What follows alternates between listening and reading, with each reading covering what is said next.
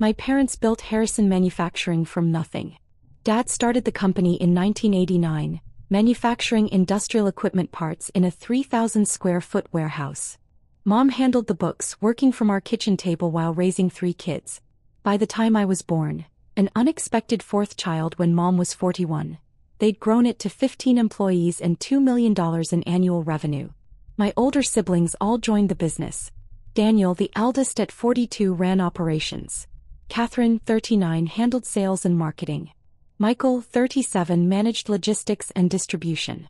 Then there was me, 29 years old, the afterthought child, the one who didn't fit the Harrison mold. "You were always different," Mom would say, not unkindly but not exactly warmly either. More introspective, less driven. What she meant, less interested in the family business.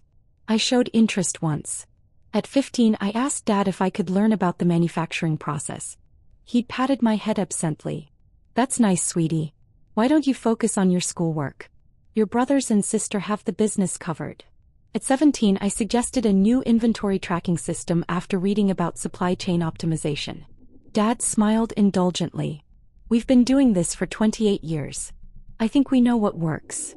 By college, I'd stopped trying. I studied economics and finance at Northwestern, paid for by scholarships and student loans because the business needed capital more than I needed tuition help. My siblings had their education fully funded, but I was told I was more academically inclined anyway, and should appreciate the character-building experience of financial independence. I graduated with $87,000 in debt and a job offer from McKinsey & Company in Chicago. My family didn't attend graduation.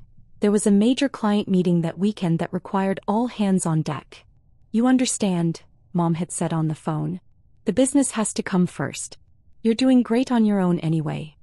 I understood perfectly. At McKinsey, I specialized in operational restructuring and investment strategy. I was good at it, exceptionally good. I could look at a company's financials and see exactly where they were bleeding money, where opportunities existed, how to optimize everything from supply chains to capital allocation. By 24, I was a senior associate. By 26, I made partner, youngest in the Chicago office's history. My compensation package included profit sharing and equity stakes in various ventures. I invested aggressively, carefully, strategically. My family never asked about my work. When I came home for holidays, conversations revolved entirely around Harrison Manufacturing. Production numbers, client contracts, expansion plans, industry challenges. "How's the consulting thing?" Dad would ask occasionally, his attention already drifting back to Daniel's presentation about Q3 performance. "It's good." "Still traveling a lot?" "Some." That was the extent of his interest. What he didn't know, I'd accumulated $47 million in personal assets by age 28 through careful investments and aggressive saving. I lived in a modest 1-bedroom apartment in Lincoln Park, drove a 6-year-old Subaru, bought clothes from Nordstrom Rack.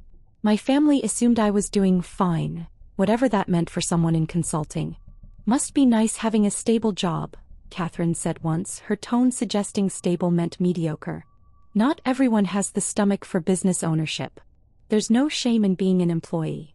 I'd smiled and said nothing. In 2020, everything changed. The pandemic hit manufacturing hard. Harrison Manufacturing lost 3 major clients in 2 months. Revenue dropped 47%. Their credit lines, already stretched thin from an expansion into a second facility, were suddenly underwater. They were burning through cash reserves at an unsustainable rate. By May 2020, they were 60 days from insolvency. Michael called me. First time he'd called in 2 years. "Maya, we're in trouble. Real trouble. The business might not survive this." "How bad?" "We need $15 million just to make it through the next 6 months. The banks won't extend more credit. Our existing investors are pulling out." His voice cracked.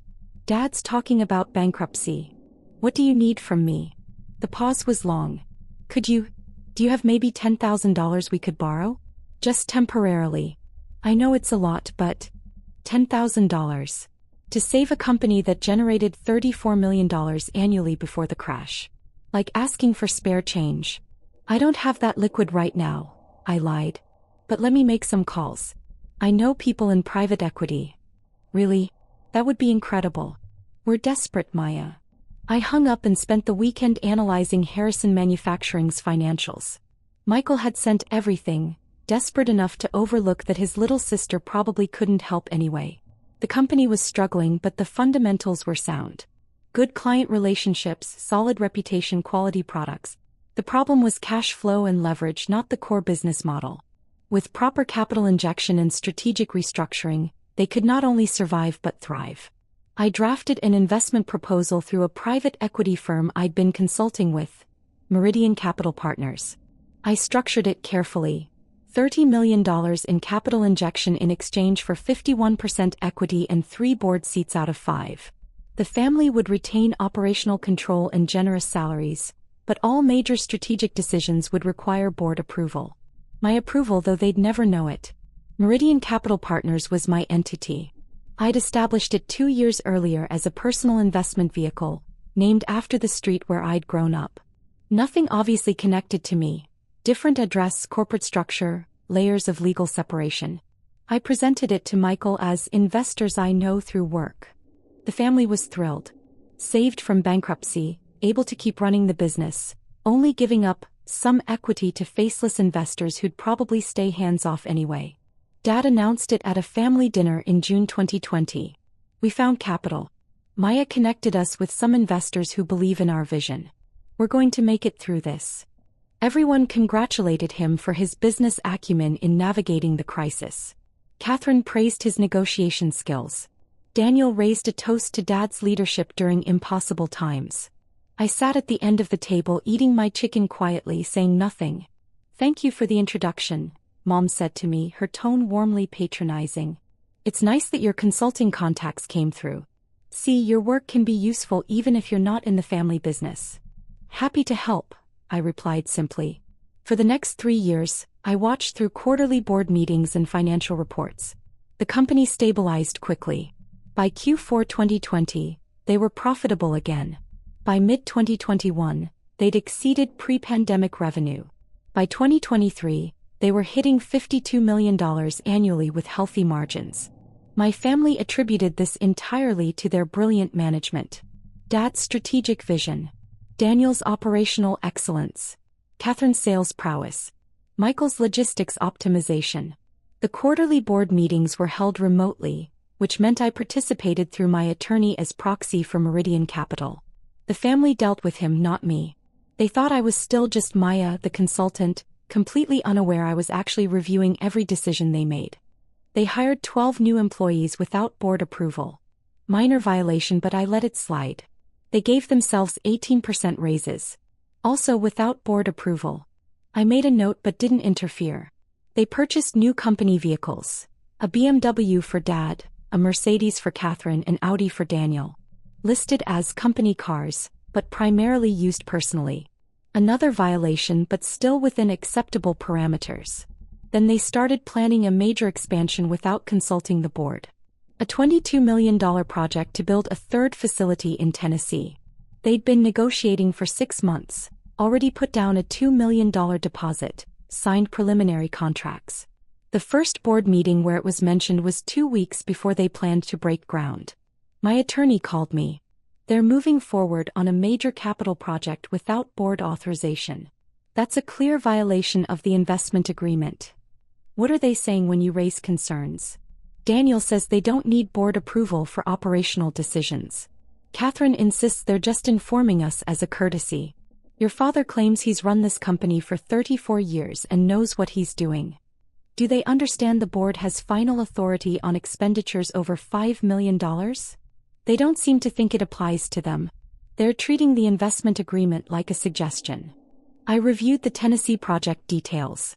The financials were shaky, overly optimistic projections, inadequate market research, unclear ROI timeline. They were making an emotional decision, not a business one. Schedule an in-person board meeting, I told my attorney. I'll attend. In person? You've never attended in person. Things are changing. Set it for next week. Don't tell them I'm coming. Just say Meridian Capital will have a representative present for the vote. They're not going to like this. They don't have to like it. They have to comply with it. The board meeting was scheduled for Thursday at 2 p.m. at Harrison Manufacturing headquarters, a building I'd visited exactly 3 times in 9 years, always as Dad's daughter, never as his majority shareholder. I arrived at 1:45 p.m. wearing a Tom Ford suit, carrying a Celine briefcase, looking every inch the private equity executive I actually was but had never shown them. I kept my sunglasses on as I walked through the lobby. The receptionist, new since my last visit, looked up. "Can I help you?" "Board meeting. Conference room A." "You're with Meridian Capital?" "Something like that." She directed me down the hall. The conference room door was open. I could hear voices inside, Dad's deep baritone, Catherine's confident laugh, Daniel's steady explanations. I pushed the door open. 4 faces turned toward me. Dad, Daniel, Catherine, Michael. Plus my attorney, James Rothstein, who was carefully controlling his expression. "Maya." Catherine blinked. "What are you doing here?" "I'm here for the board meeting." "This is a business meeting," Daniel said slowly. "For actual company matters. Did you need something else?"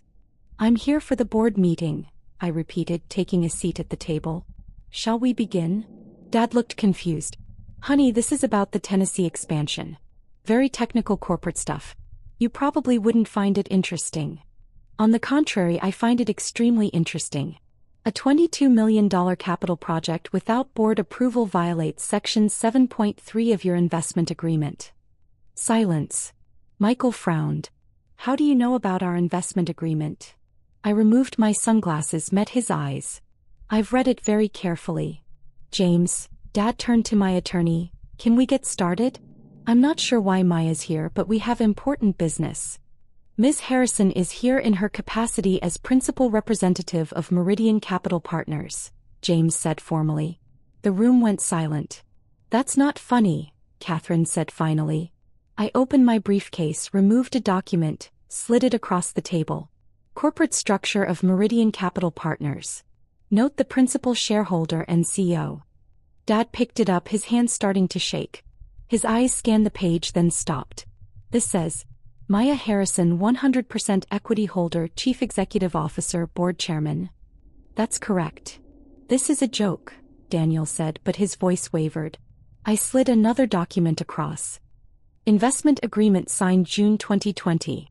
$30 million capital injection in exchange for 51% equity in Harrison Manufacturing. Note the signature on behalf of Meridian Capital." My signature. My legal name in full. Catherine grabbed it, read it, looked up at me with dawning horror. You're the investor." "I'm the majority shareholder, yes.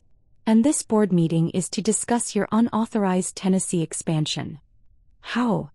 Michael's voice was barely a whisper. "Where did you get $30 million? "I earned it. Through my consulting thing that you never asked about." Dad's face had gone red. "You've been lying to us for 3 years." "I've never lied once. I simply didn't volunteer information you never asked for. You assumed I was barely making ends meet in consulting. That assumption was yours, not mine. You let us think. I let you think what you wanted to think.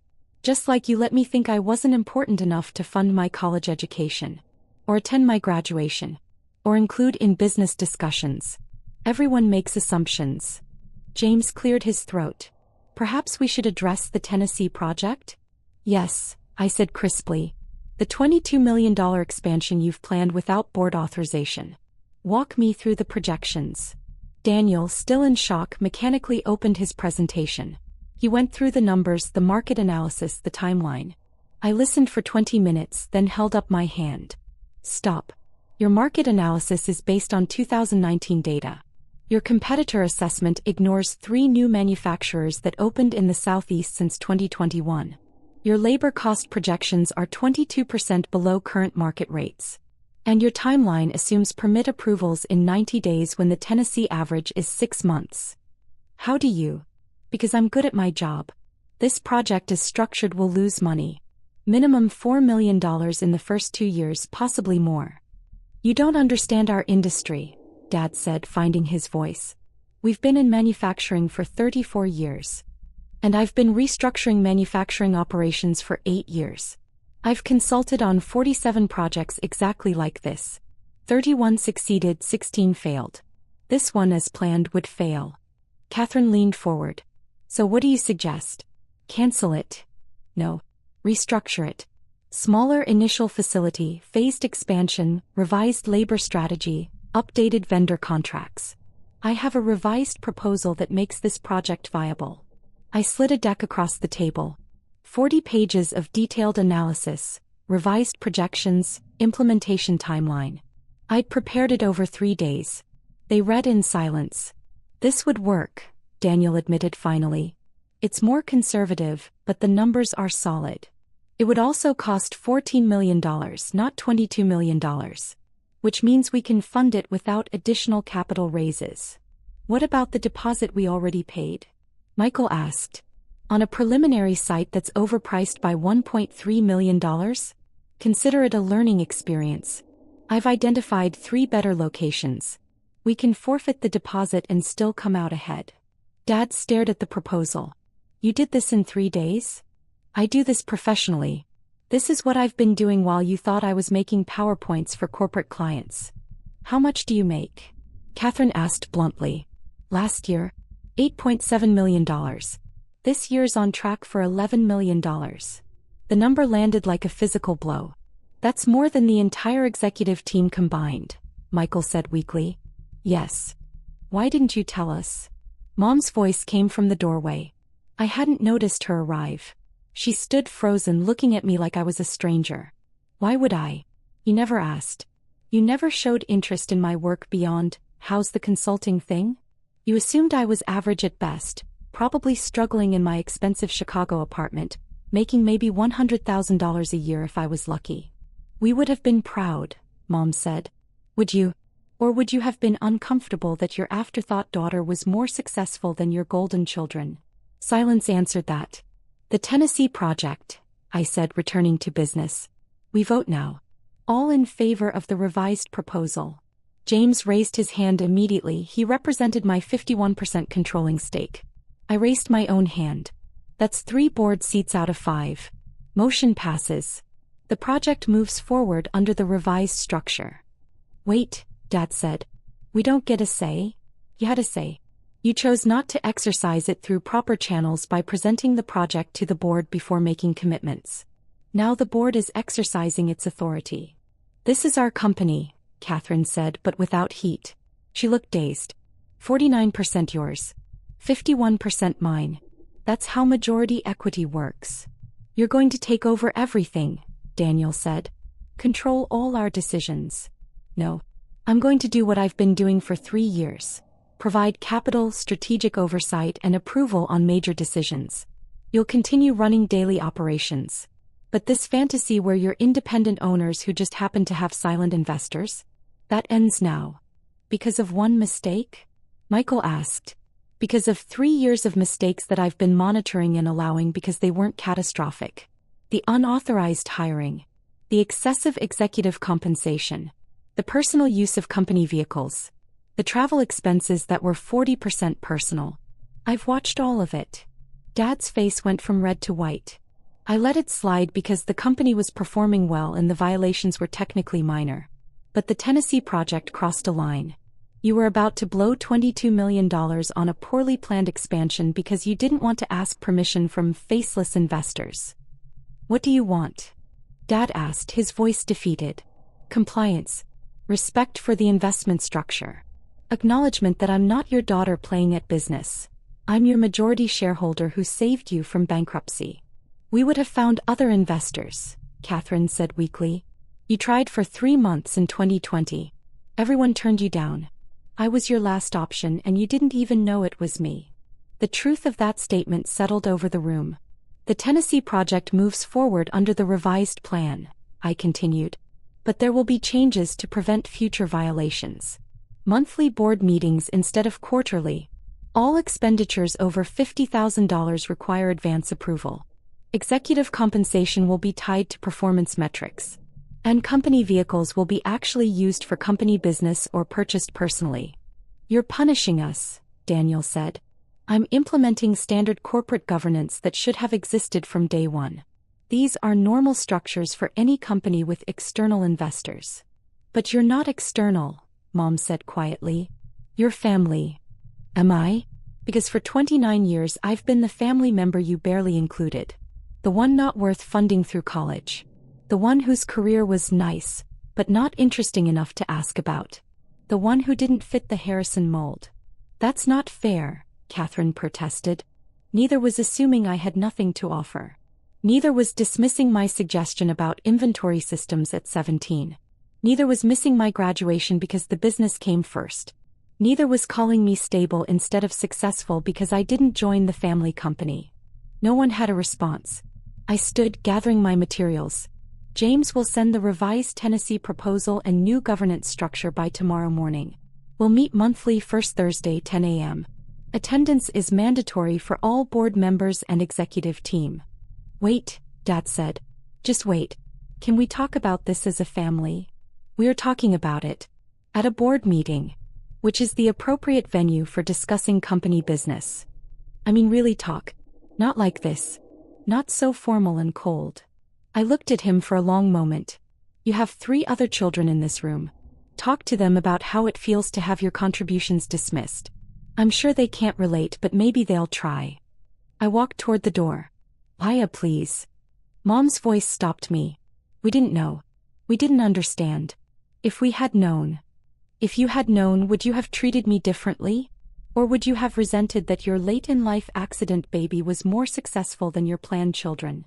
Her face crumpled. I'll see you Thursday, I said and walked out. The drive back to Chicago gave me 3 hours to think about family power and the weight of being underestimated for an entire lifetime. They called. All of them. Dozens of times over the next week. I let every call go to voicemail.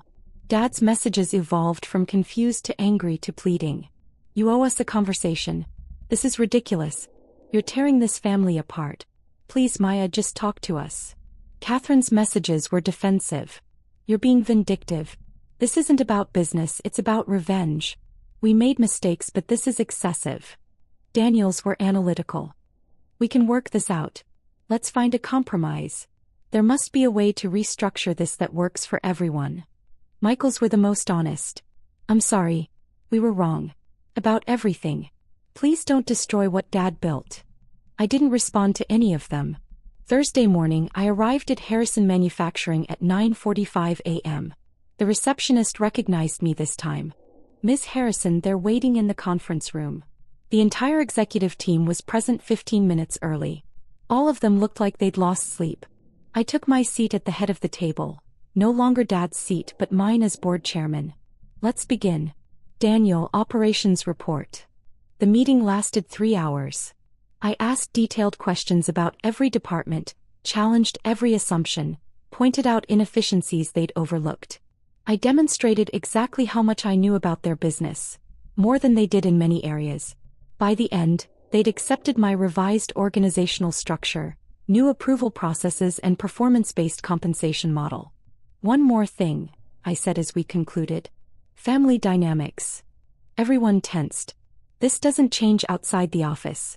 I'm still your daughter, your sister. But here in this building, I'm the majority shareholder and board chairman. Those roles don't conflict unless you make them conflict. How do we make this work? Dad asked quietly. By recognizing reality. I'm not the underachieving youngest child. I never was. I was the one you underestimated so completely that I ended up owning half your company without you realizing it. We're sorry, Mom said. Truly, deeply sorry. Sorry you were wrong, or sorry for how you treated me?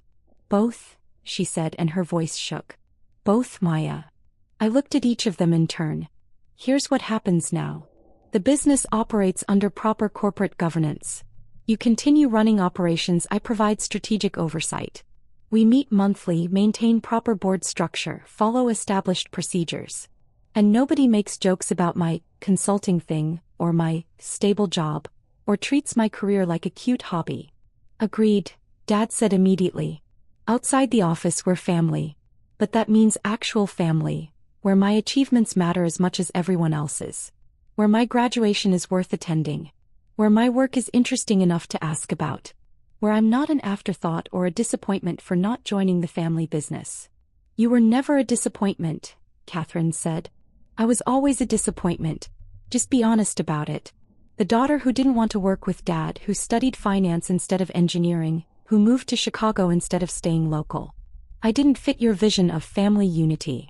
She couldn't deny it. But here's the thing, I continued.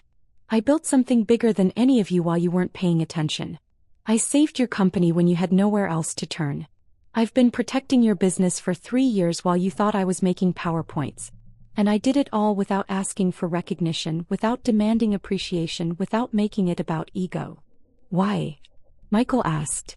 Why save us if we treated you so badly? Because you're still my family. And because I could. I had the resources and expertise you needed, and despite everything, I didn't want to watch Dad lose his life's work. Even though we didn't deserve it, Daniel said quietly. Deserve has nothing to do with it. It was the right business decision. Good fundamentals, fixable problems, clear path to profitability. The fact that it was family was secondary. Dad looked at me with something like awe. When did you become this person? I've always been this person.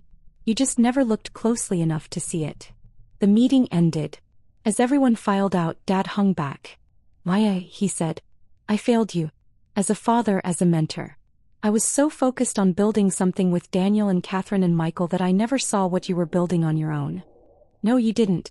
But we can't change the past. Can we change the future? I considered that. Maybe. If you actually mean it. If this isn't just fear of losing your company talking. It's not. I'm proud of you. I should have been proud of you all along, but I'm proud of you now. What you've built, who you've become, it's remarkable. Thank you, I said and meant it. Will you come to dinner Sunday? Family dinner, not business. Just us. Will there be a seating chart? He smiled sadly. You can sit wherever you want. Then I'll be there. Sunday dinner was awkward but genuine. They asked about my work. Really asked, wanting actual details. I told them about my projects, my strategies, my career progression. Catherine listened with grudging respect. You made partner at 26? That's insane. It's what happens when you're good at your job and don't have family connections to rely on. She winced but nodded. Daniel asked about my investment strategy. I explained portfolio theory, risk assessment, market analysis. He took notes. Michael wanted to know about my life in Chicago. I told him about my apartment, my friends, my surprisingly normal existence for someone worth $156 million. You're worth what? Dad choked on his wine. $156 million. Well, $157 million as of Friday's market close. The number hung in the air. And you drive a Subaru, Catherine said slowly. It's reliable and efficient. Why would I drive something else? Because you can afford literally anything. Affording something and needing it are different things. I learned that from watching the business nearly collapse because you expanded too fast and burned through cash on non-essentials. Dad nodded slowly. Fair point. The dinner ended with tentative new understanding. Not forgiveness, that would take time. But acknowledgement. Recognition. The beginning of actually seeing me. 6 months later, the Tennessee facility opened under the revised plan. On budget, on schedule, profitable within 4 months. Harrison Manufacturing hit $61 million in revenue that year.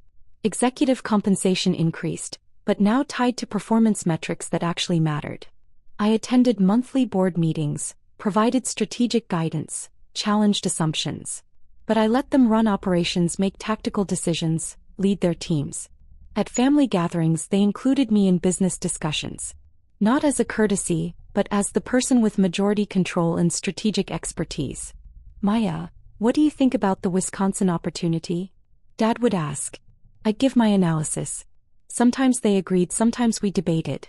But they listened. A year after the revelation, Catherine called. I want to apologize. Really apologize, not just say sorry because you own the company. I'm listening. We treated you terribly. For your entire life. We made you feel less than, like you didn't matter, like your path was inferior to ours. And the worst part is we didn't do it maliciously, we just genuinely believed it. We thought our way was the only way and anything else was settling. That's honest. I was especially cruel. All those comments about stable jobs, about being an employee, about not having the stomach for business ownership. I was so confident in my superiority that I never considered I might be wrong. You weren't superior. You just had a louder platform. I know that now. And I'm sorry. Genuinely, deeply sorry. Thank you, I said. That actually means something. 2 years after the revelation, Dad asked me to take over as CEO. You're better at this than any of us, he said simply. The company's thrived under your strategic direction.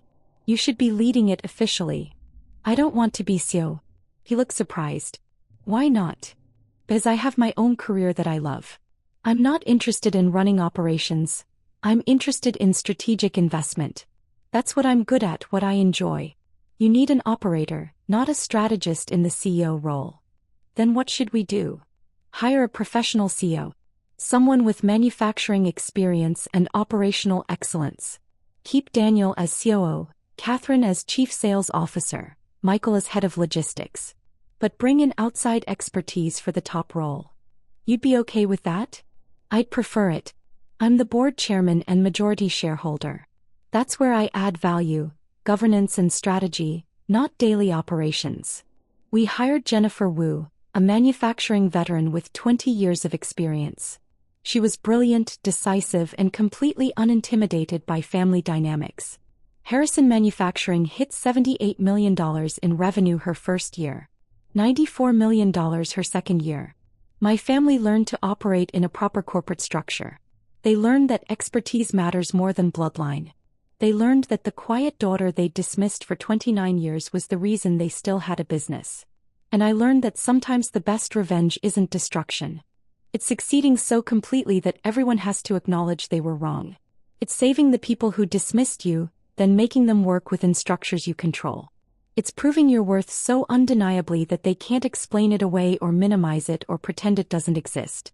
3 years after that board meeting, I sat at Thanksgiving dinner at my parents' house. The table was full, 32 people across 3 generations. Dad stood to make a toast. I want to acknowledge someone special. Maya, our youngest, who I failed to appreciate for most of her life.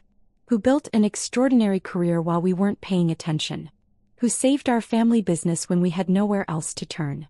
Who's taught us that success comes in many forms, and sometimes the quietest person in the room is the most powerful. Everyone raised their glasses. I smiled, accepted the recognition, and thought about the girl who sat outside Dad's office at 7 years old, wanting to learn about business, being told it was too complicated. She'd learned anyway. She'd learned so well that she ended up owning the business outright, controlling the family's entire financial future, respected and acknowledged and finally seen. Keep your pocket change, Dad had said. Turned out my pocket change was $30 million that saved his entire company. Turned out their real investors were me all along. Turned out the daughter they dismissed was the only reason they still had anything to dismiss her from. That's not irony. That's justice. And sometimes, justice is simply letting people discover that their assumptions were wrong, their dismissals were short-sighted, and the person they underestimated was the one holding all the power. I didn't need to destroy them. I just needed them to finally see me clearly. And now they did. Every single day,